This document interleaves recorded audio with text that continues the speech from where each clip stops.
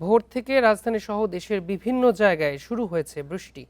অনেক জায়গায় পানি জমে তৈরি হয়েছে জলাবদ্ধতা। এ নিয়ে সবশেষ পরিস্থিতি আরও জানাতে আমাদের গাজীপুর থেকে যুক্ত হচ্ছেন সহকর্মী আবুল হাসান।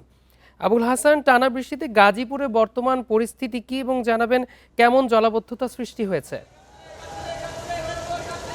দেখুন, আজকেও গুঁড়ি গুঁড়ি বৃষ্টি হচ্ছে গাজীপুরে এবং গত কয়েকদিনে যে বৃষ্টিপাত সেই বৃষ্টির কারণে ভোগড়া বাইপাস সহ বেশ কিছু জায়গায় কিন্তু মহাসড়কে পানি জমেছে এবং সে কারণে ওই এলাকাতে গাড়ি চলাচল কিছুটা বিঘ্নিত হচ্ছে। তবে অন্য অংশ দিয়ে কিন্তু স্বাভাবিক গতিতে গাড়ি চলছে। আমি যে পয়েন্টটিতে আছি চান্দনা চৌরাস্তা এলাকায়, এখানে গাড়ির সংখ্যা কিন্তু বৃষ্টির কারণে কিছুটা কম রয়েছে এবং যারা এখানে এসেছেন সাধারণ মানুষ, তারা ছাতা মাথায় নিয়ে কিন্তু তাদের গন্তব্যে যাচ্ছেন। যদিও আজকে পহেলা মে, সেই কারণে সরকারি ছুটি রয়েছে, ফলে গার্মেন্টস শ্রমিক যারা রয়েছেন তারা সহ সরকারি বেসরকারি যে প্রতিষ্ঠানগুলো বেশিরভাগ কিন্তু বন্ধ।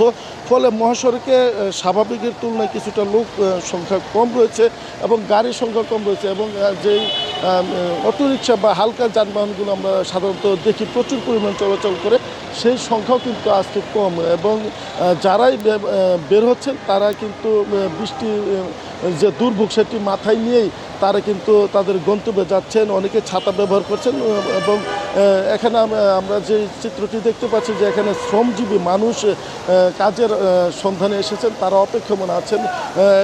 এখানে যারা কনস্ট্রাকশনের কাজ করেন তারা মূলত কিছুটা দুর্ভোগে আছেন, কারণ হচ্ছে যে এই কনস্ট্রাকশনে বৃষ্টির কারণে কিন্তু অধিকাংশ এলাকাতেই কাজ বন্ধ রয়েছে। ফলে কাজের আশায় মানুষগুলো কিন্তু এখানে বসে আছেন এবং এই বৃষ্টির কারণে আরেকটি বিষয় হচ্ছে যে কৃষি জমিতে ধান হয়েছে, সেই ধান অনেক জায়গায় কিন্তু আমরা তলিয়ে গেছে এরকম খবর পেয়েছি এবং সেই ধান কাটার জন্য যে শ্রমিক, সেই শ্রমিক তারা কৃষকরা পাচ্ছেন না এবং যারাই আসছেন তাদের মজুরি বেশি দিতে হচ্ছে বলে এখানকার কৃষকরা অভিযোগ করছেন।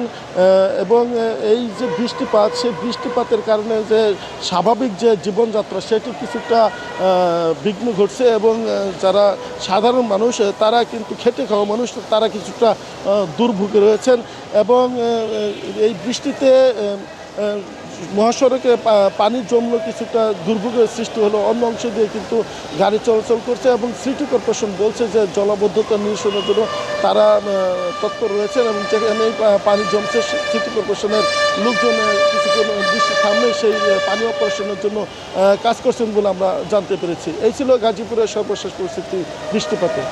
গাজীপুর থেকে জানাচ্ছিলেন আমাদের সহকর্মী।